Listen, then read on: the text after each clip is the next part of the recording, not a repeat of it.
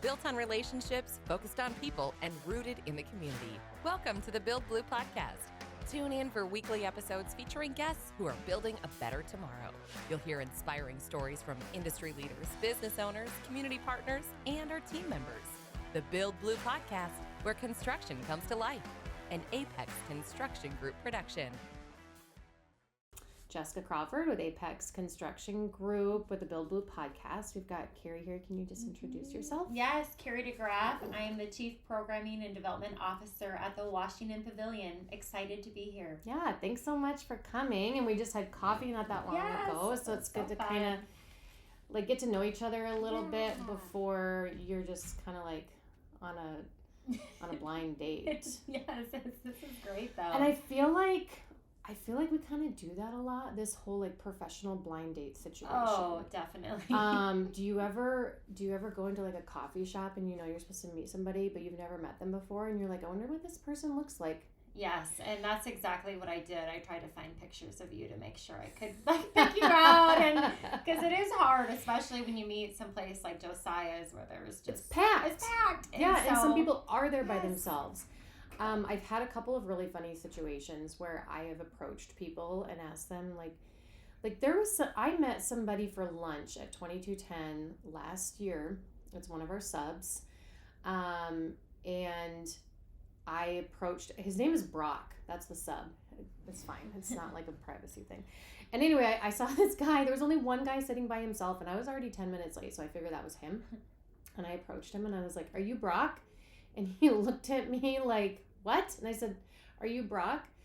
It was somebody who's kind of prominent in Sioux Falls. Oh no.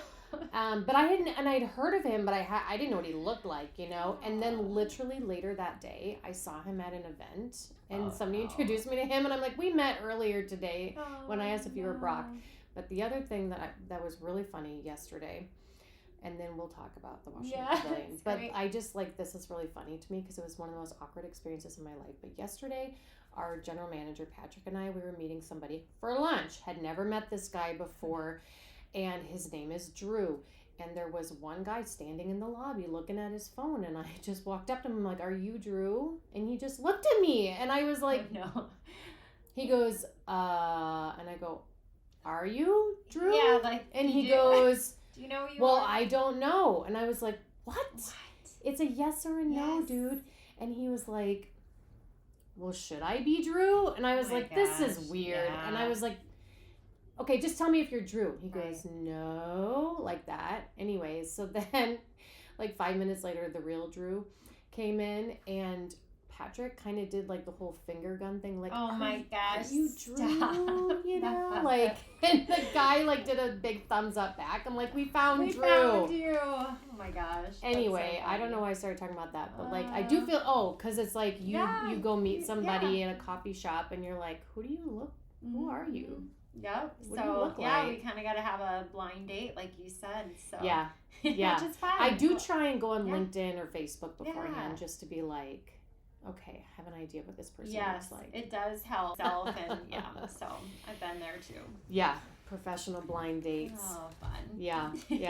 But it is fun. It's nice to get to know people, and so once you get over that first awkwardness, it's always fun. Fine. And make those connections, and you don't realize how much overlap, especially in our community, there always is. So it's usually you start not knowing them, and then you realize you have so many connections, and that's fun. We had multiple connections, kids at Harrisburg, and anyway, so it's kind of fun. Yeah, this is a really big small town, or a really small big town. However you want to look at it, because everybody kind of knows everybody, and we're just pretty integrated. Yeah.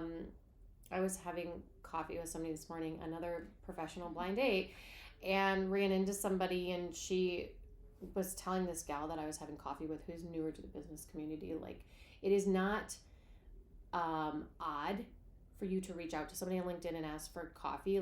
This is a huge networking town. Yeah. This town loves to network. Yes. In most cases, they're going to be like, yeah, that'd be great. Let's do it. So that's what I love about this town. I do. It is. People are so open to meet. And what I found also wanting and willing to help, make connections, or just support whatever you're involved with. So there's a great culture in this community. Yeah, it's very philanthropic. Yes. So I do want to know, have you been in the nonprofit world, your whole career? How'd you get to where you're at now? Yeah, great question. So absolutely. I spent probably the early years of my career at the Sioux Empire United Way. And so that was a really great experience. United Way works with so many nonprofits in the community, and my role there was in the community impact area. And so we'd get out, review nonprofits, and come back and make funding recommendations. And so I did that, and then I went and worked at what was then the Community Food Banks of South Dakota. And it was a great time to be involved. We did rebranding to Feeding South Dakota. We did a capital campaign. So I was doing mostly their fundraising and helping with their PR and marketing. And so, we did a capital campaign for a new building in Sioux Falls, and we did some renovations in both Pierre and in Rapid City. So before it was Feeding South Dakota, it was the Sioux Empire United Way. Yeah. But like you said, you did branding for Feeding South Dakota. Was it something else before that? Or just fund development work. So okay. The marketing and PR was just part of the, small nonprofits. You typically are doing so many different things. I got to do kind of all of it for them, which was super fun. And I should say I had a great team that I got to work with. So that was great. And then from Feeding South Dakota, that's when I ended up at the Washington Pavilion and started at development work, same thing. And I've gotten to do just various roles. So that's been really fun, is just to work with different areas.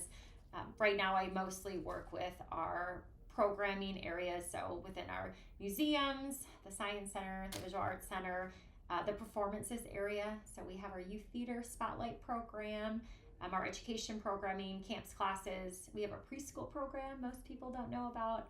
And then the development side, again, I continue to get to work with that area and just love getting to meet people. Very passionate about the work that we do at the Washington Pavilion. And so it's always fun to share what we do with other people and hopefully see if they're willing to support it. So. Well, the pavilion is such a pivotal landmark in Sioux Falls. So how long have you been there? 8 years. 8 years. Yes. Okay. Yeah, I just don't know if you could ask anybody in this town if they know the Washington Pavilion. They were like, no, because before the pavilion it was the high school. Yes. For a long time. Yes, it was. Which would be kind of fun.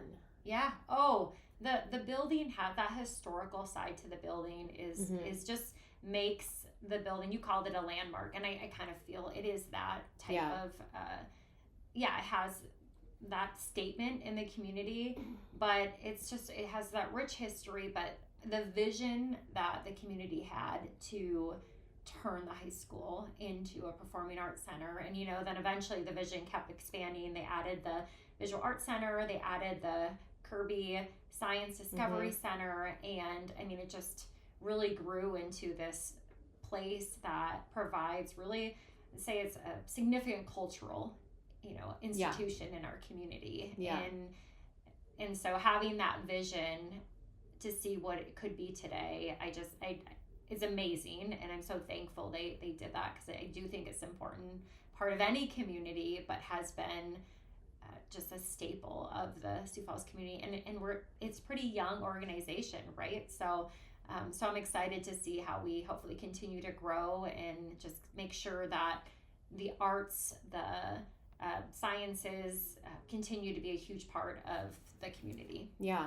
So you said it's pretty young. So how long has it been an organization then? Yeah. So, we just recently actually celebrated our 25th anniversary just, a few years ago. And so I say young, but for many organizations, arts organizations, that is pretty young. And so the first few years, the Washington Pavilion, and it was just trying to get it's, figure out the business model, how it was going to be successful. And it also ran into the recession. And so it just kind of launched at a really tough time. Yeah. And so, thankfully, through just some great leaders and community support, everyone knows, the Washington Pavilion has really hit its stride and been able to continue to grow and impact the community in the ways that people hoped it would. But there's still so much opportunity there, and we still continue to learn and try to improve, and of course just make sure we are meeting the needs of what the community wants to see or experience through shows, through educational opportunities, through arts, you name it. Yeah, because it's pretty multifaceted. So Apex's experience, we have been a construction partner for the Washington Pavilion on a few different things, bathroom renovations. We did the construction piece of the new the new space exhibit. Working with the group there with putting the exhibits up and everything. And just, some other little one-off things. So our relationship with the pavilion from the construction standpoint has been really, really great. Working with your facilities director and everything has been awesome. So we really enjoy that. But there is so much that goes on in that building. And if you go out downtown on a Friday or Saturday night, you'll see a lot of people having dinner, and then they're walking over to the Washington Pavilion to see a show. So you can get, memberships and stuff, season passes for shows. I know people love to go to that. There's comedy shows that go on there. What where we've spent the most time as a family, as my family, is at the Kerri Science Center. Yes. I mean, one of the things I told you when we had coffee last week is I like to give a family membership as a gift to people. Yes, I love that. Just because it's something to do. Yes. And people love to get them, but you go 3 times in a year and it's going to pay for itself. Maybe not even that. 2 or 3 times in a year it's going to pay for itself. It's a really great way to kill 4 hours with your kids. My kids are in elementary and middle school now, but it doesn't matter. They still love to go. They still ask to go because there's so many different things to do. It's really interactive, and the younger ones are boys, so they like to do the health and wellness one on the top floor. Yes. They can be very active on that floor. Run around. Yep. Yeah. Do some physical. They also really like the exhibit that has the bulldozer or the rocks or whatever, and then they put all the pieces in the bucket, and then they bring it up to the top, and then they dump it down, and they put it in a bucket. And I'm like, my 13-year-old wants to do it, So there's that piece to it, right? The Kerri Science Center, all the shows. I do want to hear about your art galleries and the new kind of offering that you're doing with the art galleries. That's really cool that supports local artists in our community too. Yeah. Oh, absolutely. That's a great, thank you for that opportunity. So you're right. We have 8 galleries on the visual art side. 8? Yes, 8. So, wow. Yes. And they all feature different kind of, I would say focuses. And so the really fun part is that you can go there and experience something different and just and see different artists. Right now, just highlight, we actually have an art exhibit that is called a tactile exhibition, and it is for people who have maybe some visual impairment or they're blind. They can actually experience the art. Oh, wow. And so it's just some really neat opportunities. So we always try, when you get a membership to the Pavilion, you get access to both the Kerri Science Discovery Center and the Visual Arts Center. So getting your kids to see and expose them to art is just such a great thing. We also have the Children's Studio on that same side, so where your kids can get creative and design their own whatever they wanted to create, right? Yeah, I think we've made Christmas ornaments there before. They'll have different projects set up sometimes, or your kids, when my kids were little, I used to come there and just let my kids make a mess there because I didn't want to make a mess at my house, but they loved getting out all the, we'd have different craft items there, which we continue to do, whether that be the glitter and the glue and the pom-poms and all the fun stuff that I didn't always have in my house, and frankly I didn't always want to have to clean up. So anyways, that's a fun part of the Visual Arts Museum that people might not know about, but one of the fun new projects, as you mentioned, that we have been starting to do is art consulting. And really the focus of that has just been around, one, we were getting businesses that were asking us or interested in having us help them not only select the art that they wanted in their building. They maybe knew of a theme they wanted. Maybe they wanted a plains theme. Maybe they wanted to do something fun with the history of their building, but they wanted to curate the space. And they really thought, a curator would be best to do it. And so wanted to partner with us, and notice across the country there are plenty of companies that do this. And the best part about us wanting to do this was that we knew we could connect with local artists, and our local artists are just amazing, but not every one of them have the just marketing background or business background that you might want or need to be successful, or even the bandwidth. Like, do they want to be spending their time marketing their stuff, or do they want to create which is where their pieces of art strength is? So really what we're able to do, so again, the program kind of got launched. We've been able to partner with different businesses in the community that you may have seen, but we continue to want to grow that and partner with businesses, because what we do then is we connect them to local artists in the community. We help not only curate the space for a business so they feel excited about it, or amazing for the employees when they walk in, but they're also showcasing a local artist or maybe a regional artist that would not have had that opportunity without that connection. And of course, utilizing the expertise of our curators. So it really is a win-win. And then we're getting more art in the community. And so we talk about building the overall culture that exists within Sioux Falls. Having more art in spaces helps to do that. Well, and I think it makes a huge difference. And I actually asked you about this last week because I was like, wait, did you guys help curate the community foundation? And because we did the renovation for the Sioux Falls Area Community Foundation, and as we were doing like our punch list final checklist items, and the community foundation was moving back in, like I went and visited a few times and just checked in on things. And every time I went, there was more and more art being put up, and everything kind of had a story to it. And a lot of it was, the art was like Sioux Falls, whether it was the falls or whether it was, a lot of that, and way more than that too, right? But I was so blown away because what it was after the renovation was lovely. Yeah.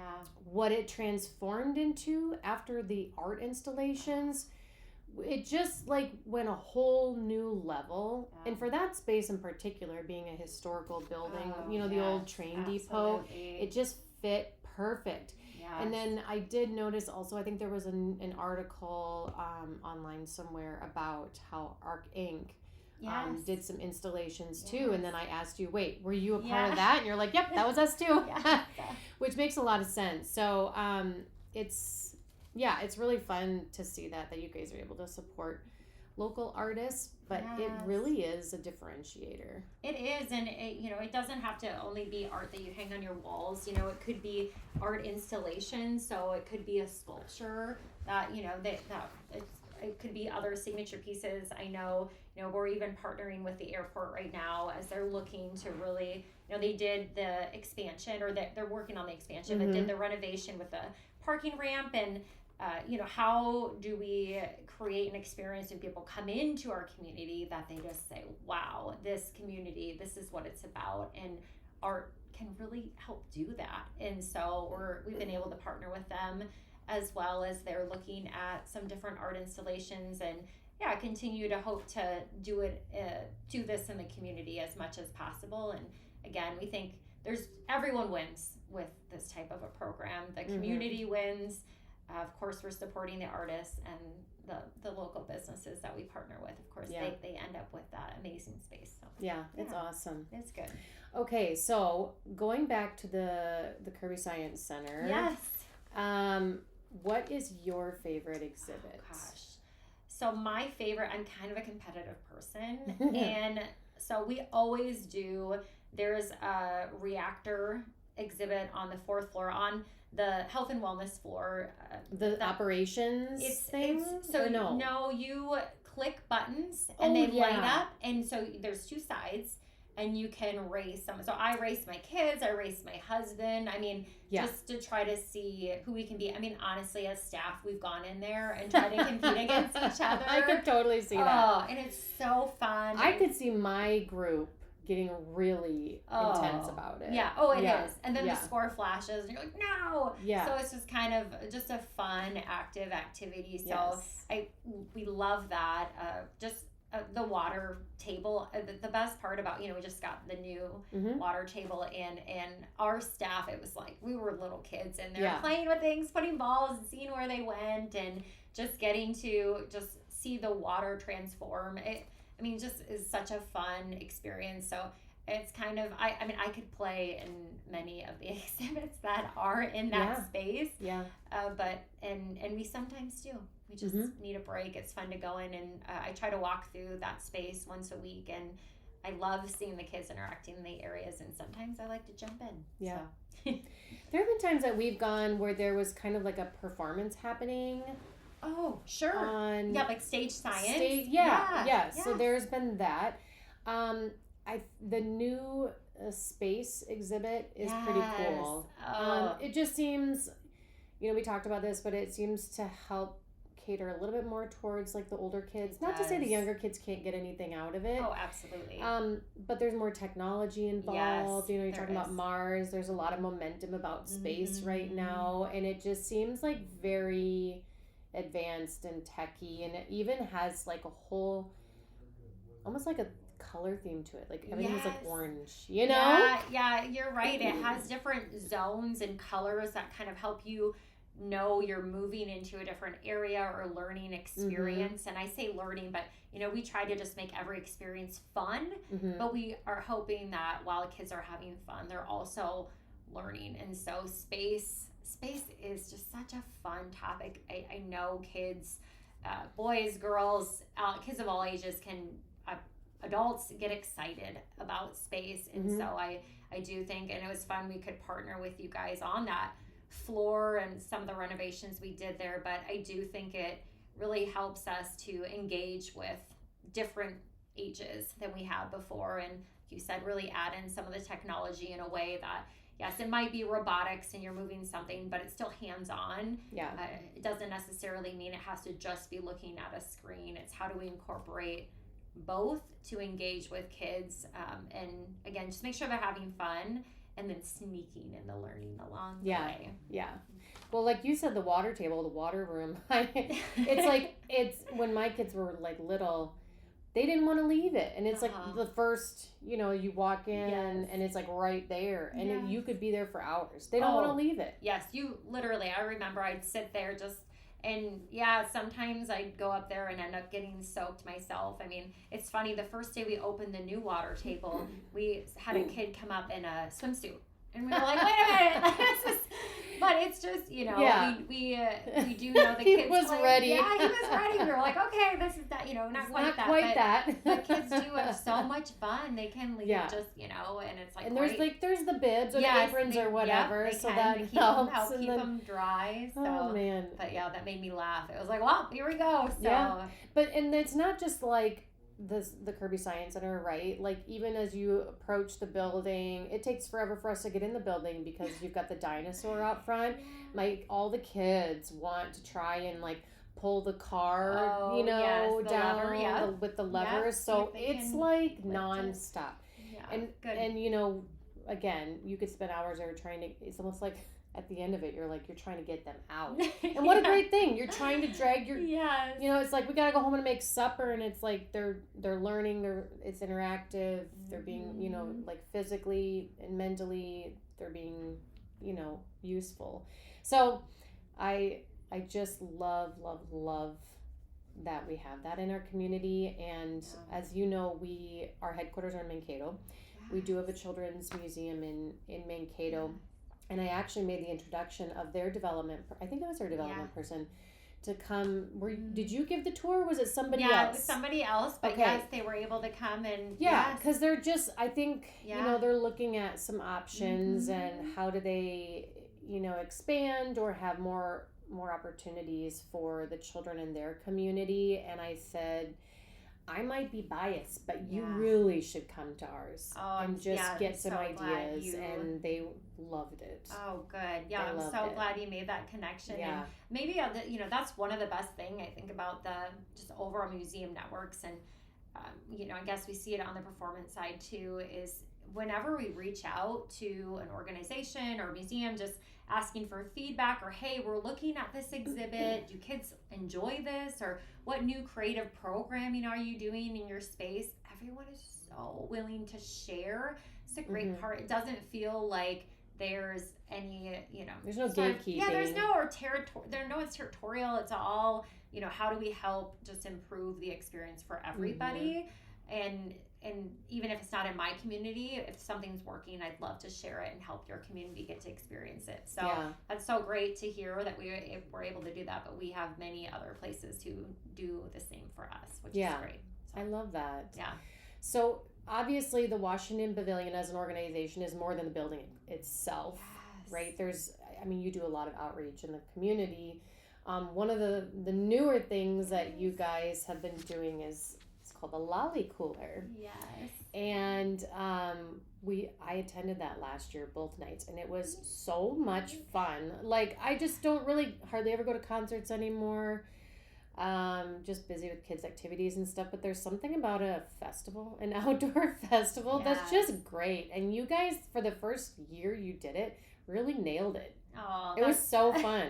It was so fun. Great to hear. How did this come about? Like, how did you think, let's do an outdoor concert? The Washington Pavilion's going to be helping spearhead it. Let's bring in Pitbull. Like, what? I'm doing it too, and I'm glad you had that feedback. You know, we would say there's so many things we continue to work on improving, but yeah, it was such a fun night. And really the, you know, impetus or why we started thinking about a festival was, you know, we used to have some big festivals in the community that were community based. Rib Fest? Would that have been one of them? Yeah, Jazz Fest. Jazz Fest. That was Crow huge. Fest. Yes. So Jazz Fest was a lot of fun. And, you know, even Lifelight was so big. Yes, you know, it was huge. And so, you know, the community, there was obviously a desire to have that experience. And, you know, of course, having a local festival, you know, the nice thing about the pavilion is hopefully we get to the point, we have sponsors and so many great partners. Market Beat really helped us, you know, get that,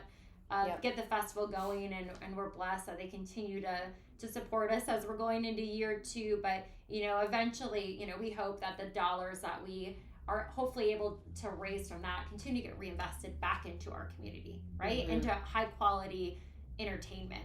But, you know, music, of course, entertainment fits right with what we do at the pavilion. It's, you know, part of our core mission is to entertain. And so the music festival tied in very naturally to that. We also, one of the areas that we have been really trying to figure out, how do we target and get to, or that we don't feel like we're maybe doing a good enough job at providing cultural experiences to, is really I would say 18 to 35-year-old demographic. Sure. You know, every once in a while we might have a concert that might attract them, or we might do, we have a comedian, or there might be an art show. But, you know, we really felt a music festival could help us really provide an experience for that demographic specifically, but of course broader, right? Not just that age group. And the wonderful part about Lolly Cooler is that was a significant part of those who were in attendance. We had over 10,000 people come our first year, and a significant number of those were from that age demographic. So lots of ways that reasons why we felt we should do it, and we hope to continue to do it in the community for forever. And one of the fun parts that when we partnered with Market Beat, they really helped us wanted to do as well was pick a nonprofit to support through our overall efforts, and so we'll continue to do that every year. So last year it was the Foster Network. Oh, the Foster Network. That's right. Yep. And this year we're partnering Owens Outfitters. Yes, and they just such a fun mission. Yeah. And so we're hoping that people might bring in items. One thing that I've learned that I never knew, so Owens Outfitters, they really help provide medical equipment for those who maybe can't afford them or need them. And so, but that could be as simple as a Band-Aid. And so, we're going to provide collection opportunities, but also raise awareness about maybe nonprofits that don't have as big of a, that type of opportunity. And of course, we're going to be with hopefully 10,000 people and get to help them educate the community. So again, lots of benefits we feel to Lolly Cooler in the community, besides just hoping that people besides a good time. Yeah, besides a good time, which is the most important. We want everyone just to have an incredible experience. So this year, who are the headlines for Friday and Saturday? Yep. So Friday we have Darius Ruckert, and so he has been so excited. He's been doing extremely well. Tickets have been selling very well for him, and I think it's maybe the Hootie and the Blowfish tie. So that's been going really good. And then Jason Derulo is Saturday night. And he will be very high energy. I think we found that everyone just loved. Pitbull is such an amazing performer. Yes, so it was great. It's so fun. It was great. And so, we hear, I've never seen Jason Derulo live, so I'm excited to see him. But we hear he comes with that high level energy. I mean, dances, just really is engaging and fun to watch on the stage. And so as you're looking at hosting a music festival, you want it to be a really fun environment. And so we think those headliners will really help to do that. Yeah. So, and this year it's at the Canaries Stadium. Yes. So you'll have a little more capacity. Yes, we will. The logistics will look a little different. Yes. You'll be able to kind of come and go as you please. So obviously Great Bear was an amazing place to have it. So good. I think the response to how many people attended it was so overwhelming that you have to think about, like, how do we accommodate for a larger group? How do we make it easier for our people to get in and out, and I think, like I said, you guys did a great job last year, so we're really looking forward to this year. Yes, well, we're very excited. You're right. Great Bear was such a beautiful backdrop for a music festival, but logistically, as we want to grow, we just, unfortunately, just needed to look at a different space, and so we're very excited to be at Birdcage, and we will do whatever we can to make sure people still have just that incredible experience, and we'll be able to execute logistically better, which we think will improve the guest experience as well. Yeah. So there's obviously sponsorship opportunities, that come along with that, not just for the festival, but one of the things that I didn't really realize until recently was you can kind of curate your sponsorship opportunity. Do you want to have your logo at one of the exhibits? Do you want to be mentioned in the playbill? Do you want to have your logo at the Lolly Cooler? Like, there's different packages that you can kind of curate to what makes sense for your organization. And so if somebody wants to learn more, should they reach out to you about that? Absolutely. Okay. Yep, they can reach out to myself. Sarah Mogg helps to lead our development area. We partner very closely together. So any of us at the Washington Pavilion, really, you can reach out to anyone and we'd be happy to help you. But you're right, we've really found that the best partnerships within the community when we're working with businesses come when we make them mutually beneficial. Of course, most businesses are just looking, how can I give back and support the community? But oftentimes they do have an area that they love to focus in. They have maybe a passion that's coming from their employees, or just from the roots of the company that make more sense to focus. And so we try to understand more about the company, where their history, where their interest is. And maybe it's they want to reach a certain customer, and so we work with different demographics, right? It might be getting to families. Well, the Science Center makes sense. It might be getting to business leaders. Well, you might want to be at a Broadway show. So those are ways, we're able to curate something different for every business, and hopefully they find value while knowing they're continuing to just support this organization in the community that's hopefully enhancing the cultural and educational opportunities for everybody. So yeah, that's amazing. Okay, so other than obviously new art exhibits happening all the time, and like the Kirby Science Center is always having, always getting something new. Is there any other events or anything that we should know about? Obviously new shows all the time. There's always something new. There's nothing stagnant about the pavilion. So you nailed it. So we talked about Lally Cooler, that will be coming in July, so don't miss that, July 11th and 12th. We have Space Month coming, so we talked about how exciting everything has been with Artemis 2, and so we're having a whole month of fun themes in May. So if you come any Saturday, we have special programming. We do have a calendar and schedule, and you can visit that, just so maybe more specifically times and what's available. But we are, you can actually earn a badge. We're doing a badge week, so you can earn like a space badge. So just kind of some fun opportunities that maybe if you haven't been to the Science Center lately, you should come back and experience it, because it will be some really fun things for kids to experience.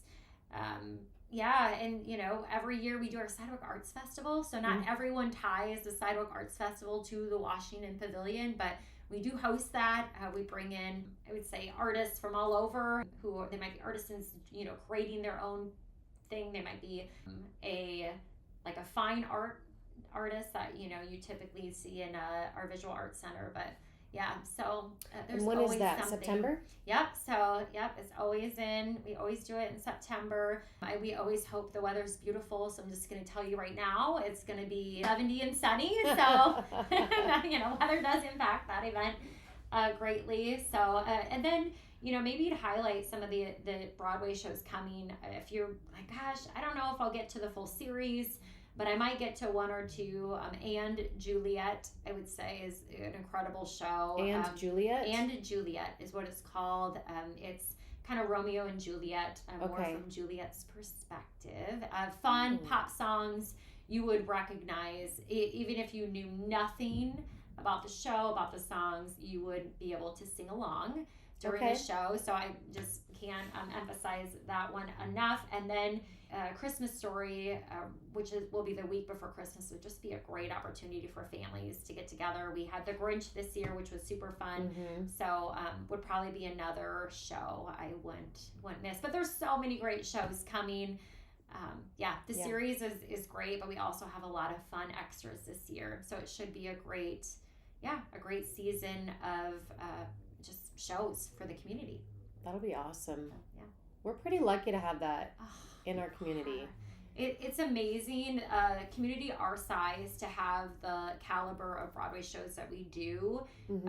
You just don't see that in other communities. It's just our community does support, and they come when we bring these Broadway shows. They do show up, and it's amazing because the better that we do. So when And Juliet is a big Broadway show, so when it comes, if it does really well, it helps us continue to move up the ladder, so then we can get the next level of Broadway shows. Just a little bit higher caliber. So we've been blessed to bring this level of Broadway here, and so you don't have to drive to the cities or to Omaha or to Des Moines. You can go home, or if you live even an hour away, it just makes it more manageable. You still can get out and see some amazing shows. And you mentioned experiences very early in our conversation. I have gotten that way in my life and my gift buying, even for my family. I've just realized that, when you go to a show, when you take your kids to experience something, that memory lasts so much longer than anything that we buy. And so we've been trying to do that more and more and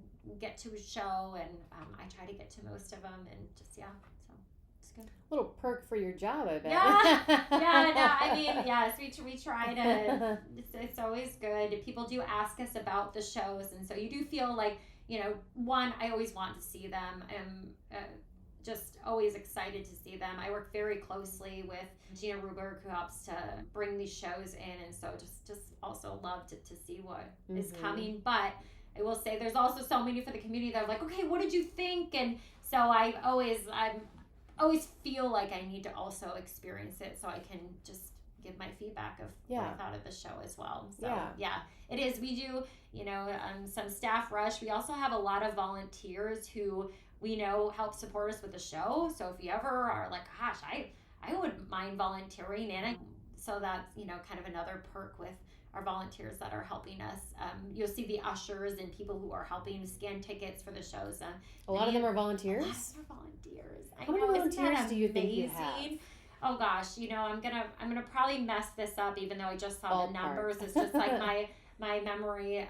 But even for Lolly Cooler alone, we just had so many volunteers. So hundreds of volunteers that are helping support us. We have volunteers that help us engage with our school groups that come. So we're using volunteers all the time. Like I said, at night for shows, during the day. There's volunteers that help us with our mailing. I know we had a record number of volunteers here in volunteer hours. And Lolly Cooler was a big part of it, but they're critical to the organization and helping us to continue to grow. So I just don't think there's a shortage of people who want to be involved, whether it's volunteering, fiscally. I understand donor fatigue is a real thing, but this town is so philanthropic that I feel like we still manage to kind of power through. And even if you can't give, financially, there's time. You can give your time. That's something that I try and do with our group here at Apex, is just to try and give back our time at least. Amazing. There's obviously different sponsorship things that we do, but what else can we do? Like, we've volunteered with Habitat for Humanity. Oh, that's awesome. Painting a house, delivering furniture for the Furniture Mission. We do really like to go to Feeding South Dakota and pack boxes. Bags or boxes. And I think when I look at what my team has probably enjoyed the most, it's like when they can do something physical. Yes. So absolutely.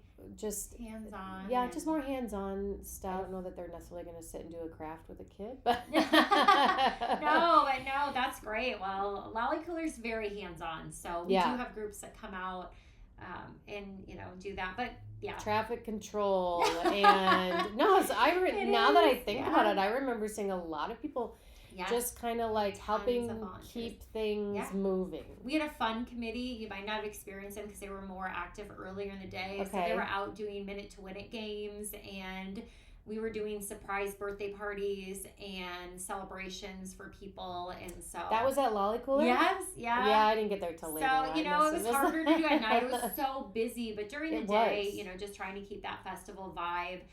We tried to make it as fun as we could and interacting with people. Like I said, doing games on the spot. It wasn't really people's birthdays, but we were celebrating them.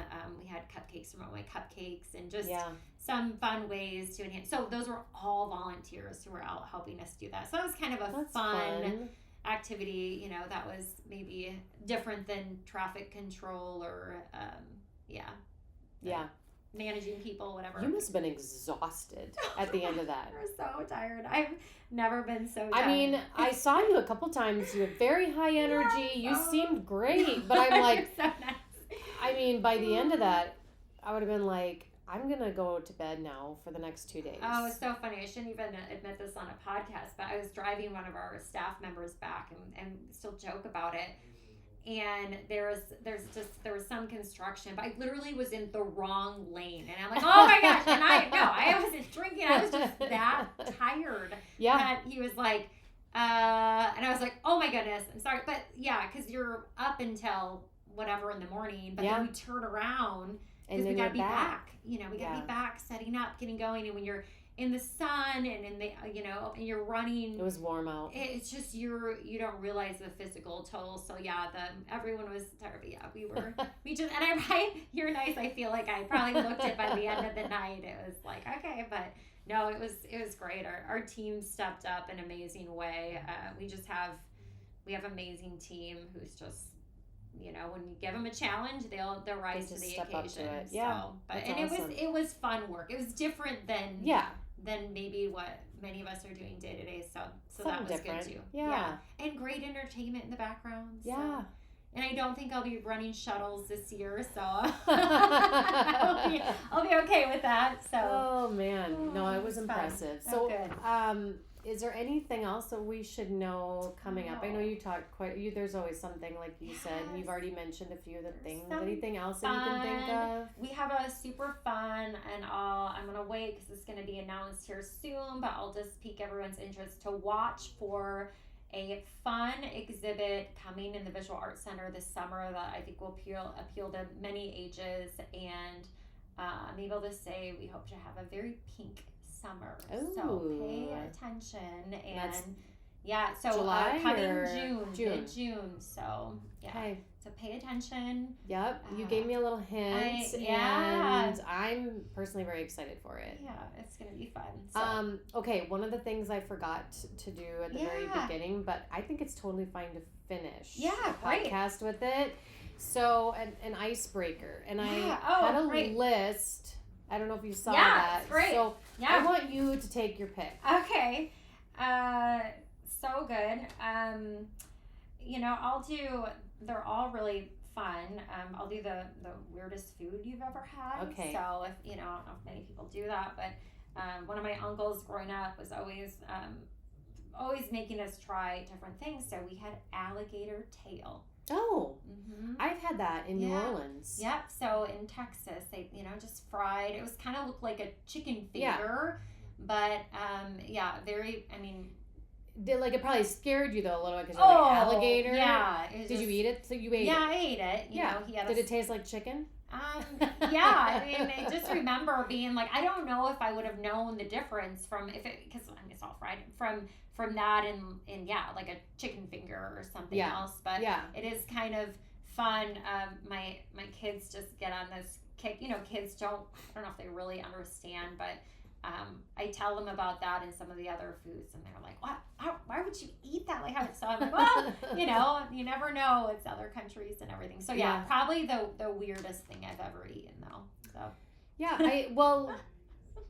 kids are either gonna get freaked out about it and not eat it, or they're gonna be like, "Ooh, that's cool," and then they want to try it. I know. I feel like when I was a kid, what? Have you seen those scorpion suckers? They put like a scorpion inside a sucker. I think I've seen that. I've given that to my kids, and they were like, "Oh no," and just threw them away. I'm like, "Well, there's a waste of whatever." Anyway, sorry, keep going. Yeah. Well, no, I feel like when I was a kid, I was like probably more timid. I was like, I don't know, I don't want to try that. That's icky. Oh, and now I'm like, I'll try it. Yeah, sure. You know, you kind of grow out of it a little bit. Yeah. I just trying to think about it too much. But yeah. Anyway. There you go. So. Well, thanks for sharing that, and thank you so much for coming. I know you're a super busy person. Oh goodness, this is fun. And there's a lot coming up. You know, in these nicer months, just festival, the Sidewalk Arts Festival, and we just really appreciate all the things that you guys are doing as a team. Support. From the Washington Pavilion. It's been a great partnership. So we appreciate. We hope it continues. Yeah, awesome. Okay, thanks so much, Kerri.